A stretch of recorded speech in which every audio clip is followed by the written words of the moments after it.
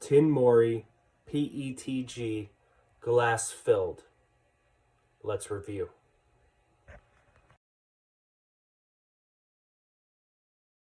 I'm a bit of a perfectionist, and while matte PLA does a great job, stuff like this, Polyterra's PLA, matte PLA, or Bamboo Labs matte PLA, they do great jobs hiding layer lines. But PLA is not an ideal material when it comes to printing items that you want to abuse, items that need to go outside, rain or shine, chemical resistance, things like that. So a lot of people switch over to PETG. And while PETG has great properties, it doesn't always look the best. You can't really get a finish that looks like it is injection molded or something along those lines. So I was on a quest to find the best material to print functional prints. And I got many suggestions. I reached out on Facebook in a Bamboo Lab group, and that group suggested things like ASA. This is Bamboo Lab ASA, and it looks good, but the top surface, not the best. You can see the lines there. Then I tried Fiber Forge. This is carbon fiber PETG. Looks great. Maybe that's a winner. Polymakers PETG carbon fiber. And then I found this. This is Tinmorry's glass-filled PETG. PETG-GF. Something different. And I tried it. As a matter of fact, when I was requesting filaments that would hide layer lines in that Bamboo Lab Facebook group, Tinmorry reached out to me and they said, try this. I think you'll like it. And if you could, give us a post about what your experience is like. So this is my attempt at that. But for me to have any integrity or sleep at night, I'm not going to let myself be bought for $20 roll of filament. So I'm going to tell you what I think. And fortunately for them, I think it's pretty good. So with that out of the way, let's look at all these torture tests. You know these things. They have them on Maker World. I've got more of them here, right? And I started by trying each one in a preset profile, filament profile on Bamboo Studio from the drop downs. First, I tried to print it as PETG-HF, which is a lower temperature PETG, and it did okay. Then I raised the temperature up by selecting generic PETG carbon fiber, printed one out.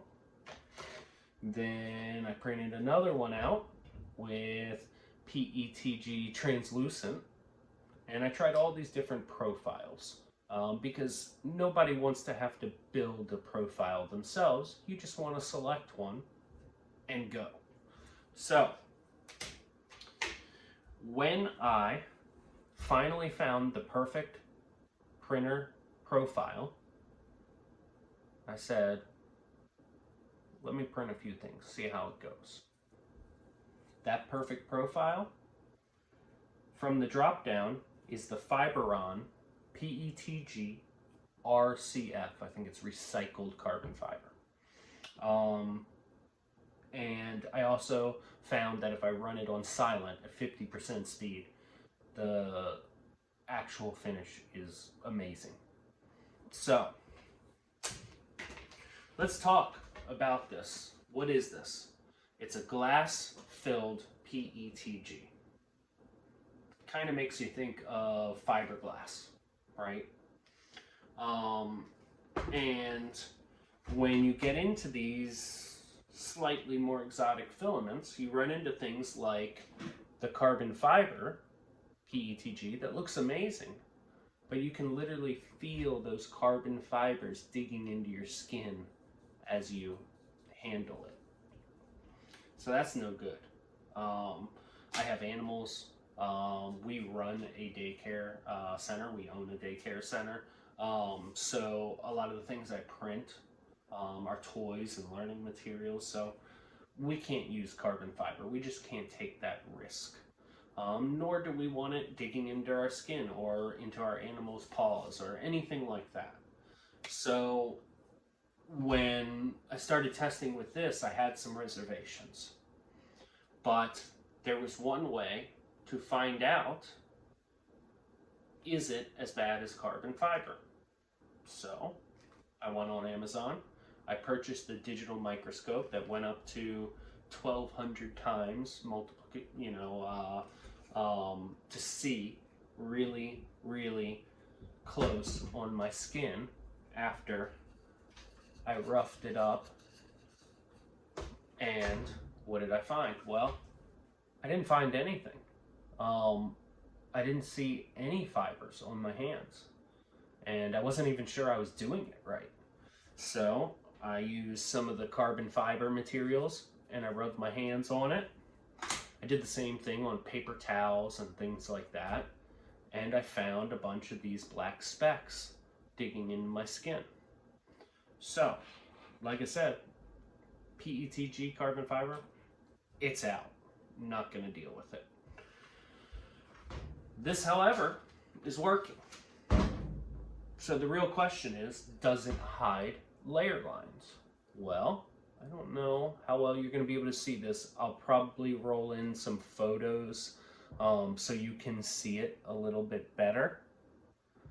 But the finish is phenomenal. I mean, it's great. The bottom layer is like normal. And even let me see if I can show you the top layer on something. The top layers hide the layer lines. Tell me, where else do you see the top layers hiding layer lines? That's phenomenal. So, I think we found a winner. But you've got to test first, right? So, this is a miniature example of a little fuel cell that I designed.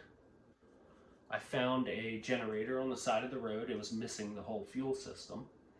So I tried to fire it up with some starting fluid and stuff like that, and it would fire up and then die. So I went ahead, 3D printed a larger version of this, bolted it down to the frame, filled it up with gasoline, and then hooked it all up, and it fired up, no problem. Funny enough, I left that larger fuel cell. It's still on the generator. It's still filled with fuel. It's been like 2 or 3 weeks, and it hasn't leaked the gasoline out. That's amazing. I mean, that's some good chemical resistance. I also took this mini one. You can see a little bit of the dark green. I used some green food coloring, added it to the water, put it on a paper towel, left it there for a couple days. I didn't see any leaks whatsoever.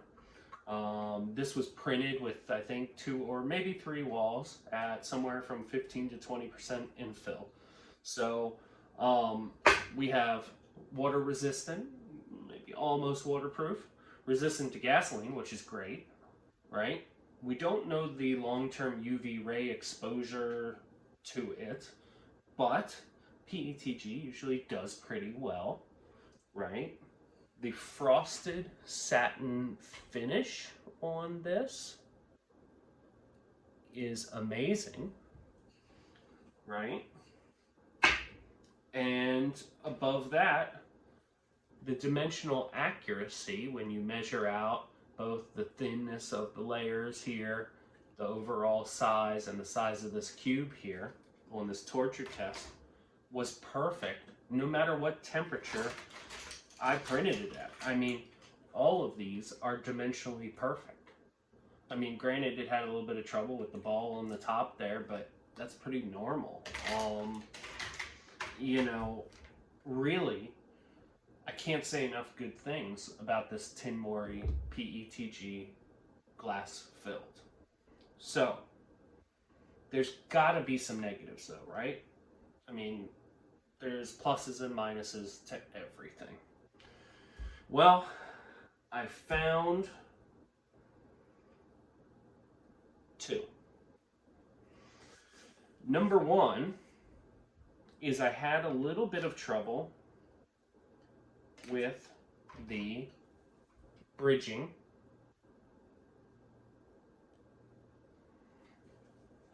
and on these caps for the larger fuel cell, there's a little bit of problems. I don't know if you can really see it, but with the threads, the overhang on the threads. So, but you can see the overhang here is pretty clean, pretty far. I mean, that's pretty exceptional. So, I'm attributing most of that probably to a lack of experience and tuning everything to be exactly perfect. But none of us have time for that. We all work, we are all busy, and unless you do this as a full-time job, like on YouTube or something, you know, you don't have time to build profiles and stuff. So that's why we're going to go with Fiberon PETG-RCF profile on Bamboo Studio. We're going to run it at 50% and we're going to be fine, right? If you have a lot of overhangs, just use some supports. It's PETG, so you can use some PLA as a support or one of the many support filaments that you can buy, and you'll be just fine, right? And you will get phenomenal results. So, I mean, while Tinmorry did send me this roll for testing, I used up half of it testing, and I couldn't find anything wrong with it. You know, the fibers weren't getting stuck in my hands. The layer lines are barely visible. It prints, by the way, anywhere between like 245 and 280, which is phenomenal.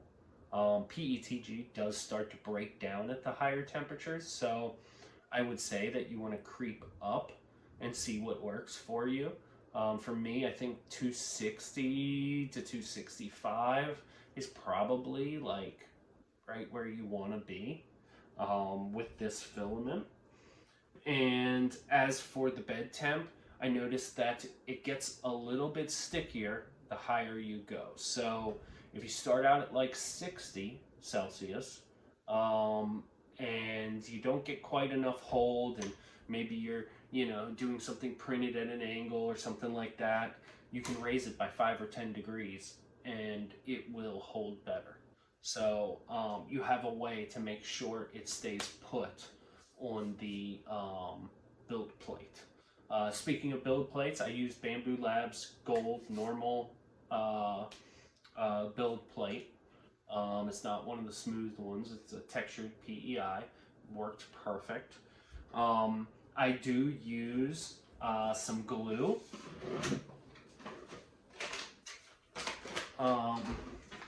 And I use this for all of my filaments besides PLA pretty much.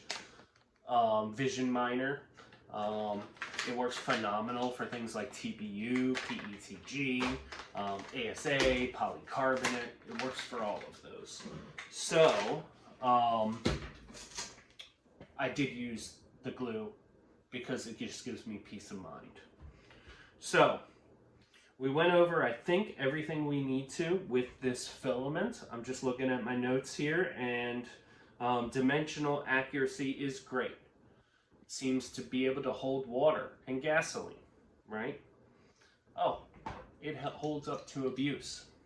This is one of those repair ends for a hose.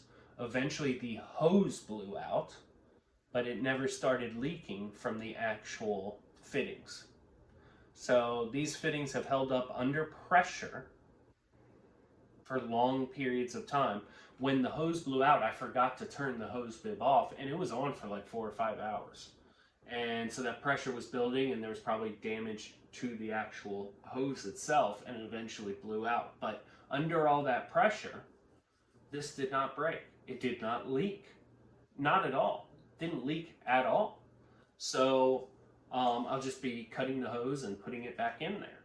I mean, that's a functional print. That works great. So if you are looking for something that you can use outside, abuse, but still look like a good product that maybe you can sell or feel proud giving to someone, the Tinmorry glass-filled PETG, it's the one. And unlike carbon fiber filaments that get in your hands, it also comes in amazing colors. This frosted orange is beautiful. And the generator that I found on the side of the road that was missing the fuel system, the one I printed the fuel cell for, happened to be a Rigid brand. So their colors are orange and black. So it worked perfect. I can't say enough that I've tried, PETG-HF. I've tried all these other, filaments to compare, but ultimately, you need something that hides layer lines and just works. And that's this Tinmorry. I was given this roll for free, but I will be buying several more rolls of it because it works so well. And I suggest you try it at $22 to $24 a roll on Amazon. What do you have to lose? Give it a shot. Throw me a comment, like, subscribe, let me know what you think. And if you want me to test something else, if there's something I missed here, send me a message. I'm looking for more videos to make.